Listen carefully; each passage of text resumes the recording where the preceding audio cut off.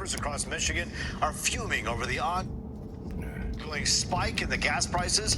In fact, they're so high, some business owners are turning away jobs. Fox News' Ingrid Kelly has been gathering reaction and joins us now live in Southfield. Ingrid, we've been talking about how we've all been feeling the pinch, but this is really affecting businesses' bottom lines.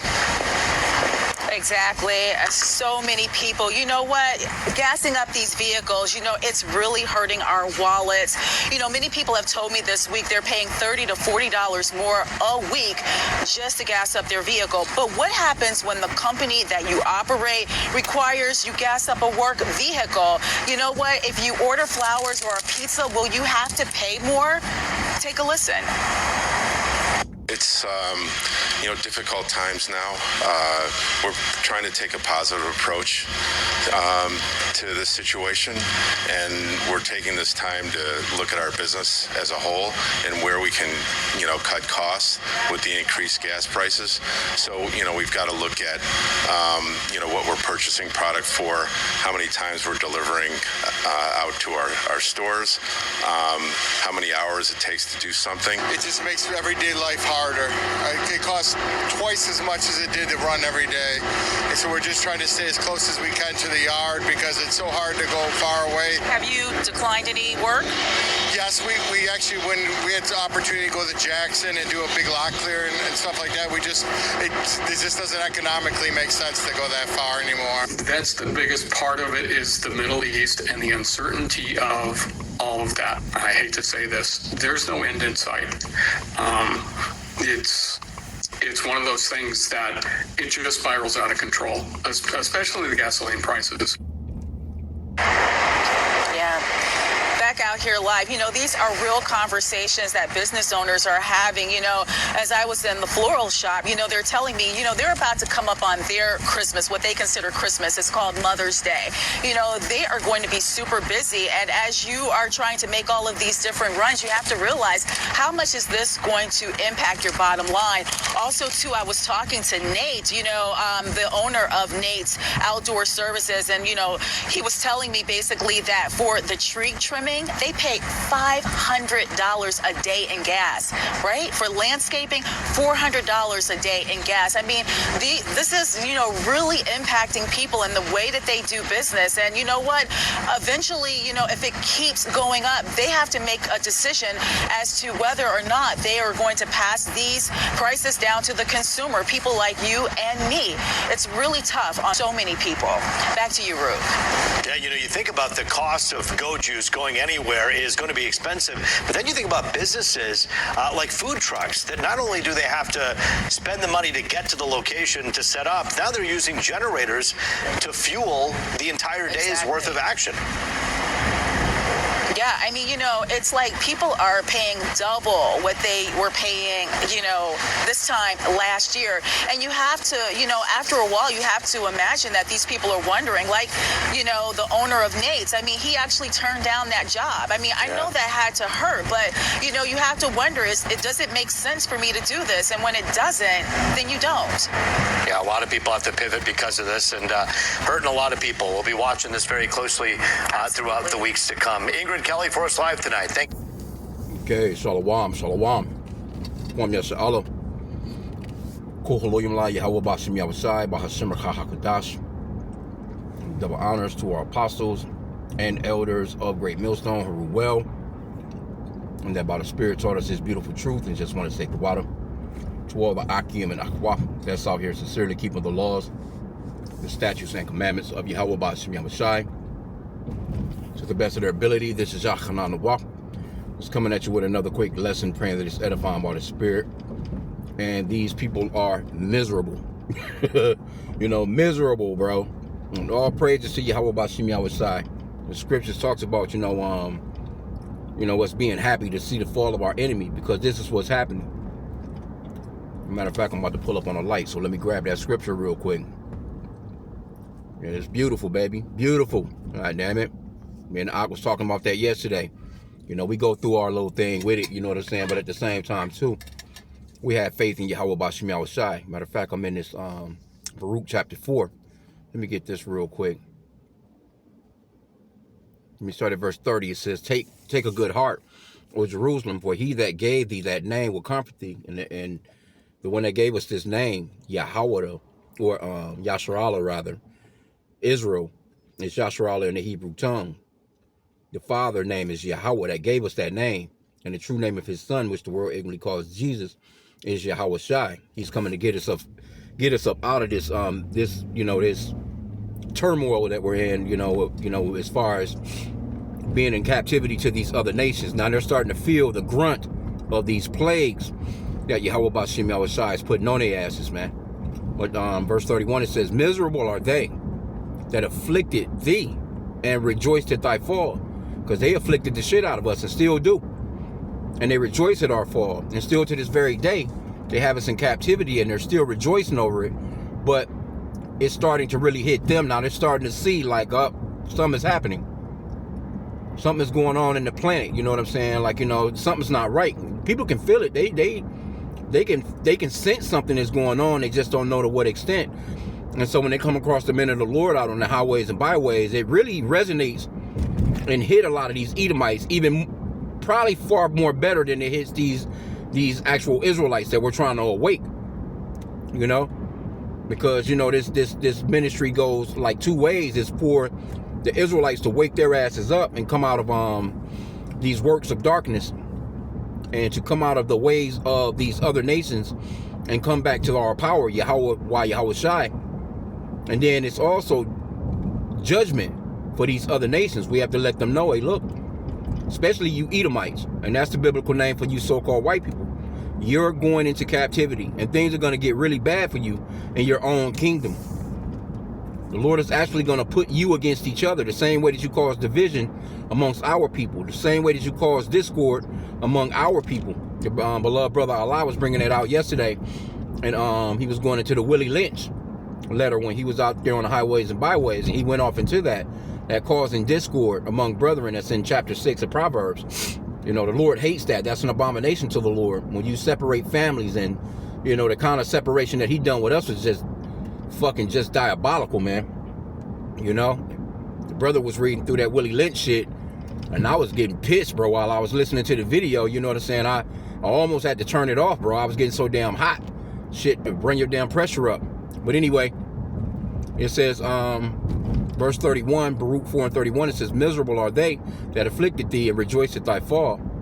Miserable are the cities which thy children serve. Right? Miserable is she that received thy son. So they're miserable, man. And it's only going to get worse.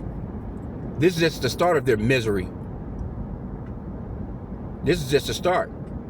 Because these are, 9/11 prices that they're spending here in Michigan. I can't even imagine, other states like, New York probably, or California, and just in general. But I know here, I just seen gas for $5.09. That's regular. $5.09 a gallon, bro. Regular. That's crazy work, bro. That's crazy work. And these people, man, they nothing to fuck up. Because when you think about it, like I got gas yesterday. I used to be able to fill up for $40, basically, for my truck. So I just, I knew it wasn't going to fill it up, you know what I'm saying? But I was like, well, just let me get 45, you know what I'm saying? And I was a motherfucking quarter tank off, you know what I'm saying? Like, for real. So I needed basically another extra at least $10 to $15 more to actually fill up. Then I seen the one guy, he was talking about, I got an SUV, it cost me he said $101 to fill up. So people feeling it, man, you know what I'm saying? People feeling it. They got to get out here and make their moves, the back and forth, you got to, pick up the kids, drop the kids off, wherever they doing, you have to make moves. You still got to get up and go to work, and the only people that's out here that's really kind of winning right now is, I guess, people with EV vehicles, you know what I'm saying, the electric vehicles where they can plug in. I know I seen one Edomite one day, and this was well before all this went down, and he had one of those Mustangs, those new Mach-E's, and I was asking him about, what he thought or whatever, and he was like, shit, man, the gas money that I'm saving alone, he said, that's paying for the car in itself. I was like, damn, yeah. And I guess considering, because a lot of these Edomites, where I live anyway, they come from a long ways away to get to work. That's their, you know, because see, you know, Esau, he likes that fatness of the earth, the fatness of the land. So, you know, he'll be out in the backwoods. Every time you see the motherfucker, he's in an F-150, F-250, one of them big ass trucks. Is always muddy because they living off in the back of them trees, you know.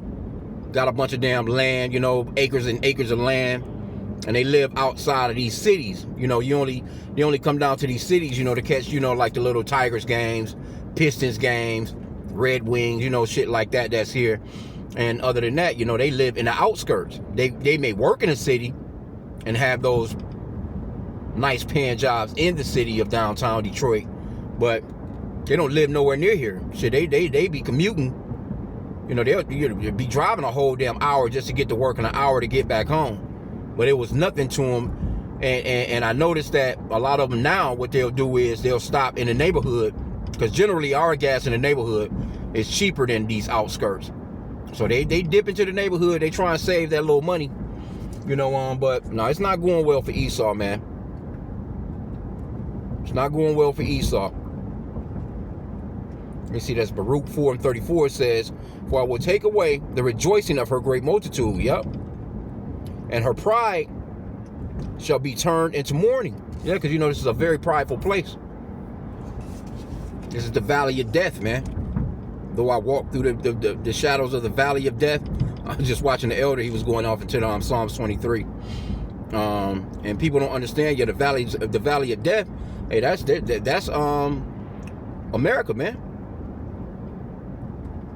And the Israelites have been walking through this valley for quite some time, and they've been rejoicing at our downfall. So, you know, I say let Esau go through it, man. They all crying, screaming, and everything is going up, bro. It's not just, I mean, every fucking thing. And so now you got a lot of megas. They turning on Trump. They like, hey, man, you campaigned on everything that he campaigned on, man. He's going totally against it. He's coming with all this tech shit. He's not releasing those Epstein files like how he said he was. He was talking about affordability. And then he's standing on TV and they talking as if it's so worth it that you pay all this extra money that you can be thrown out of your damn house. You can possibly, you know, not be able to feed your family.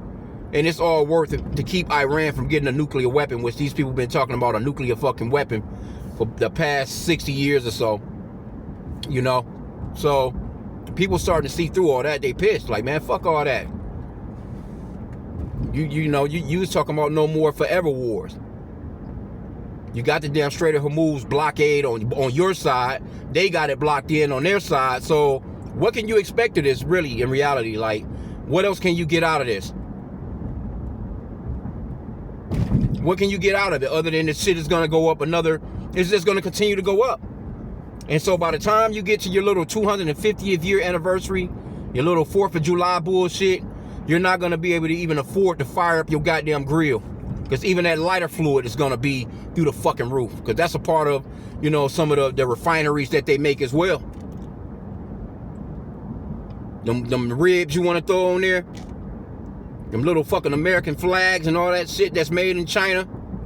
Yeah, all that shit is going to be expensive as hell.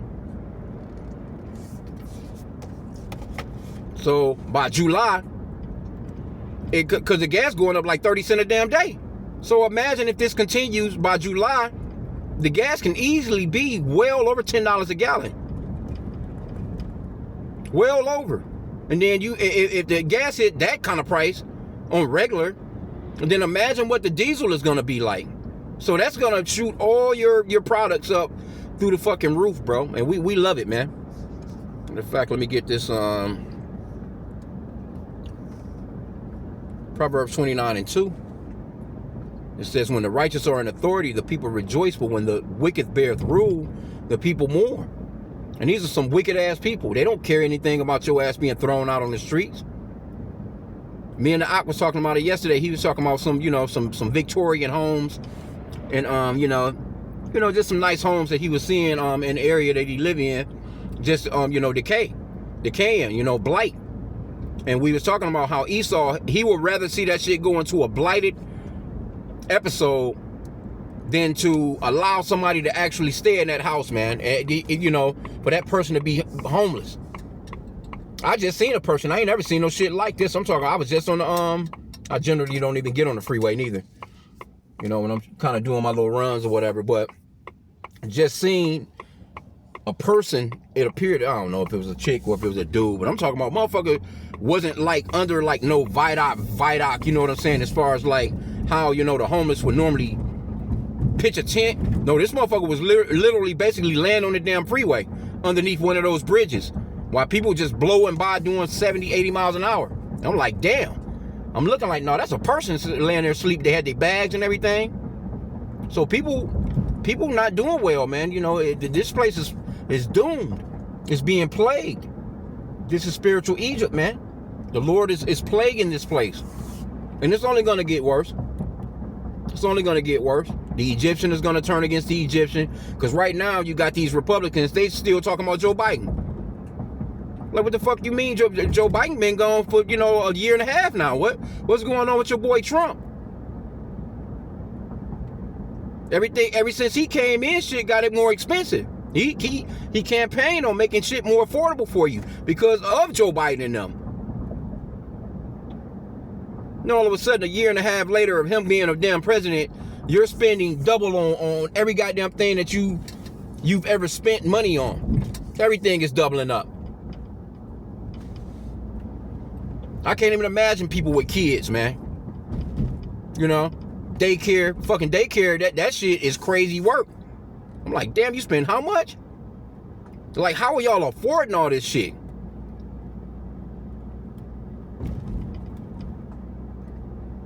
It's hard for people to get a place to live. I know I was kicking it with somebody, and they was talking, see, what they do is I call it a scam. It's got to be a goddamn scam. But, you know, you're trying to get a place. And I heard one of the elders in Kansas City talking about an $85 application fee, which is not refundable. And they just, you know, just running game on you, you know what I'm saying? Like, you know, you just spending $85 for a fucking application. And the motherfuckers don't even really have a place for you to even, you know, it's not even, you know, it's like a scam.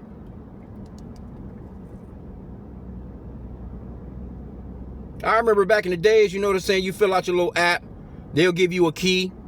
You go and check out the property, go and check everything out, you know what I'm saying? You know, your money will be refunded, so to speak, you know what I'm saying? Once you bring back the key, all that little shit like that. That was back in the days, but these people done got to a point where it's just a scam, bro. It's like this one chick was talking about how she been living in a hotel for shit pretty much going on like 2 damn years. Because everywhere she goes, she's putting down these fucking deposits on a damn, or she putting down application fees, and she's not knowing that shit, that's just a scam. There is actually no apartment. There's no actual place that they're actually even advertising. You know what I mean? Really, in reality, the place don't even exist.